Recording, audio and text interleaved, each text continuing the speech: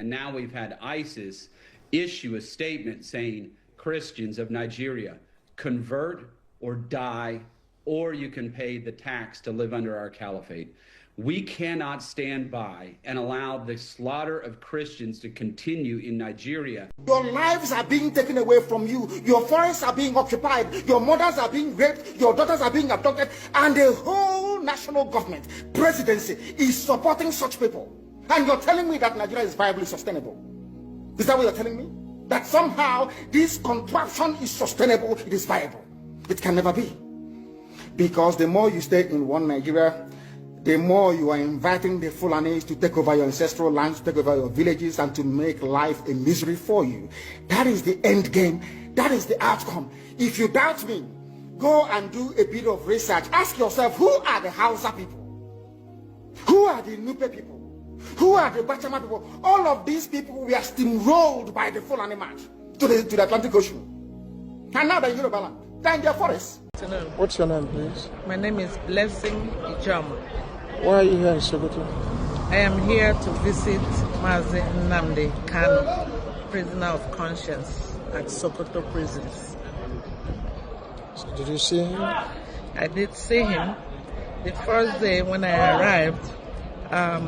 Barely 20 minutes after they allowed me in, we were asked to leave. Fortunately, there were two other Americans there visiting him. I mean, Americans of Igbo descent. One of them made a grand entry into the issue that has to do with Christian genocide. You know, Mazi Nnamdi Kanu is not left out. Considering the fact we had, as was reported in some platform, that the Israeli government paid him a secret visit right there in Sokoto prison. And, before even Donald Trump, as at 12:30 or thereabout yesterday, announced the military invasion and strike on northern Nigeria, especially starting from Sokoto, where we will have Mazi Nnamdi Kanu imprisoned. So if you look at the statement of Benjamin Netanyahu, you know that all is set for the world leaders currently now to champion a particular direction. People did not see it coming. Even though there were speculations, there were hope, from Biafrans in diaspora from all over the world, are looking at it that direction. Some even saying that is the best option if there is going to be any uprising. Mazi Nnamdi Kanu's safety is of paramount importance to us, so you can see very clearly that that has actually, paid off. Yes, we are hearing very clearly that Mazi Nnamdi Kanu's release is being discussed in the U.S. Congress currently now. And the beefing up security, like I told you, though it was reported that some Israeli maybe security agent experts, finally are trying to condone and make sure that nothing comes closer to where Mazi Nnamdi Kanu is currently now. And it is the beginning of glory of the first Jewish nation in Africa, talking about Biafra today. There's no how you're going to talk about how you are going to liberate Christians from Nigeria without creating a Christian nation. And that is what the world wants to see today. I can quote you directly from Australia, which happens to be the first country to back Mazi Nnamdi Kanu's release from detention, in case the military onslaught in the north spill over. What are the options left for the United States of America and Israel, who had just intervened? Israel did not just intervene because they love Nigeria. And remember that Nigerian government also took a stand on the issue that has to do with Middle East, where they came out openly at the United Nations General Assembly and backed, a terrorist organization like Hamas against a civil state like Israel. So, and the grand entry of the Israeli into this shows, carries a lot of weight currently now on Nigeria.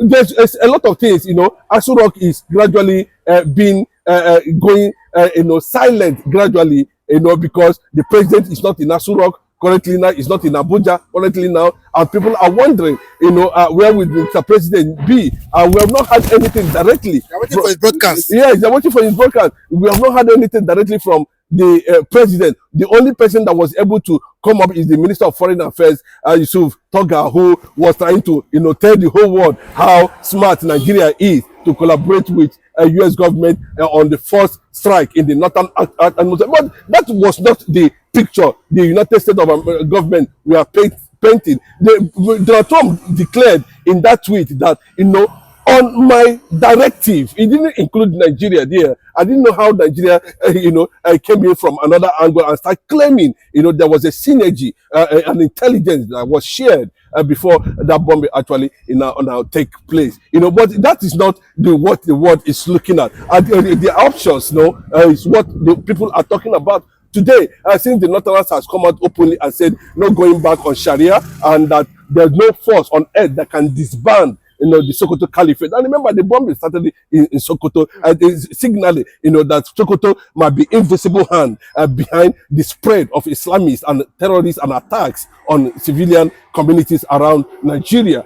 So the heat, I think the one is heat, and there's likely there is going to be more heat in that direction. But it's a clear signal that the Biafran agitation and solidarity has gotten global and has gotten the attention of the world. And Mazi Nnamdi Kanu will be moved, released, or possibly, granted freedom by omission or by commission. Any way you look at it, the United States of America is saying it. I remember, like it's been reported, like I said earlier, the Israeli intelligence agency has already condoned, how many meters away for protective tendencies, considering the fact that one of the likes or one of the people who are going to spearhead the negotiation of breakaway or Biafra from Nigeria is in detention currently now, and he is the man of the moment. All the structures of international community or of the global world leaders, are going to see his directive on the issue of, finally recognizing Biafra as a sovereign nation. Just like what the United States of America is saying today, that the United States of America is a Christian nation. And for you to get this actually right and save Christianity and humanity from the onslaught that is going on within Nigeria, a massive killing. You can imagine in a situation where over 600,000 Christians have been killed and over 18,000 churches burnt down. That is enormous. That's enough for them to look at it and know clearly, even before now, there was a serious agitation for the disintegration of Nigeria, and Biafra was at the forefront.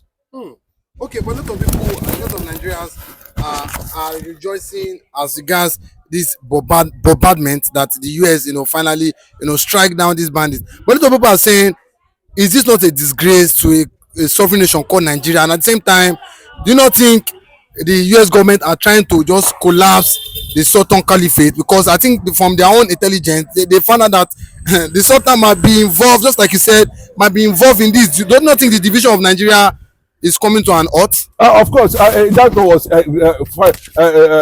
due. It has been long expected. That's the fact. A lot of Nigerians are reacting, some on the positive side, some on the negative side. Some are trying to bring sentiment into it. Some are trying to be biased over it. Some are trying to tell you that they are a sovereign nation, and they look at a statement coming from somebody who we don't know his whereabouts, whether he's in Lebanon, wherever he is. I'm talking about Sheikh Gumi, saying that that they should halt any further attacks on their brothers who are freedom fighters. They are no longer terrorists. And secondly, he's saying that an enemy cannot come out and point an enemy for them, that they are the North. Of course, the Muslim community in Nigeria, knows their enemy, and that they will not allow the enemy, to invade them. So that's the picture the Northerners are actually painting at the moment now, and while millions of Nigeria are already applauding it. The presidency, Bola Ahmed Tinubu, seems to be silent over this. We don't know actually the reason why until now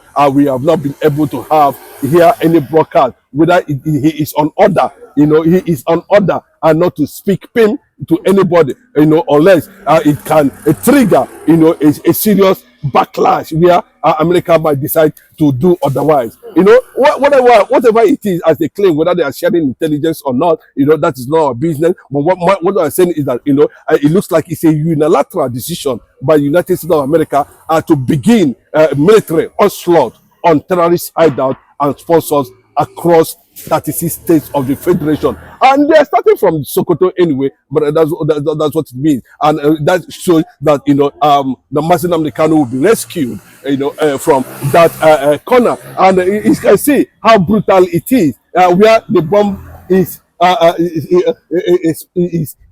seen to have been hit for the first time in the history of Nigeria. The first time America is hitting Nigeria, they are hitting the northern part of the country. Not only the northern part of the country, the Sokoto Caliphate, where Mazi Nnamdi Kanu is being imprisoned. And they are aware. You can't tell me that the Israeli and nobody can tell me that they are not aware that the IPOB leader, the supreme leader himself of Biafra, is in detention in Sokoto for charges, you know, that was conspired against him, and they made that. All what he said is happening. No, of course, you know, that's why you know, the followership has finally multiplied globally as more solidarity are coming, you know, and we learned that there might be an executive order, just like what happened to Sunday Jackson. Now, Mazi Nnamdi Kanu should be left off the hook with immediate effect, or the risk, you know, marine invasion, or Mossad invasion, or any form of rescue that can be carried out by CIA agent or FBI agent. You know, you can see they kept the Nigerian intelligence away. They don't want this thing to be compromised, and most of these things, you know, are covert operations. They will not want to disclose because of sabotage. So anybody that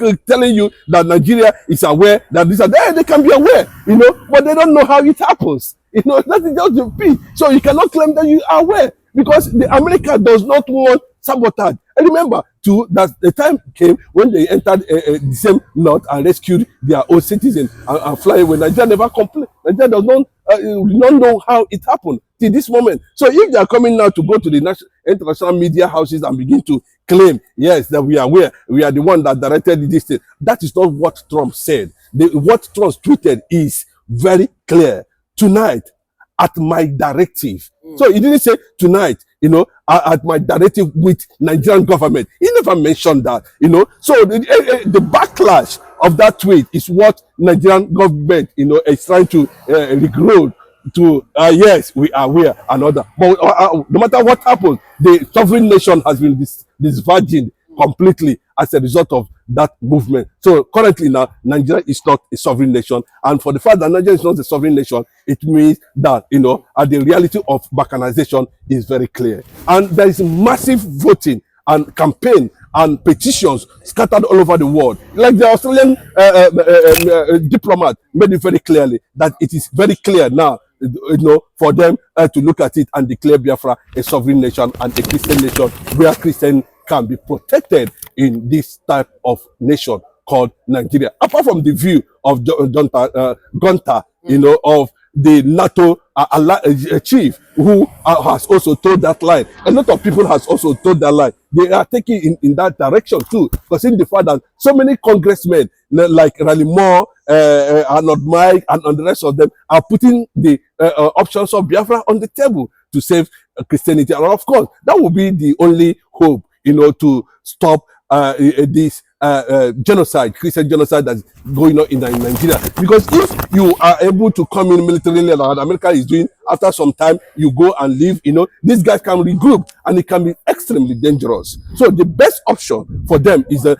as they are trying to weaken their stronghold, they should also consider the fact, you know, there is agitation for Biafra, a Christian nation, that can also be a refuge center for all the persecuted, you know, Christians in the north who might be seeking refuge in a friendly nation. So it should be an option. The United States of America and of course Israel should look into and consider it something that will be of immense, you know, cooperation to stop Christian genocide. But do you not think they'll revenge? Do you not think these bandits will revenge on the likely, Christians? that's what I'm saying now. They are likely uprising, depending what we are talking about today. Say, definitely there might be some level of protest, there may be uprising, but the fact like the Northerners are trying to defend now, say those people are freedom fighters, they're no longer Boko Haram. So if there's going to be an uprising, I think it will make Biafra come faster, because they will look at the options and say, okay, that's what it is. You guys are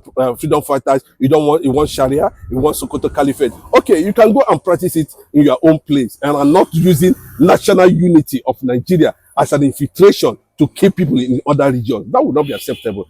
So the best thing to sustain this struggle is total disintegration of Nigeria and allow Biafra to go.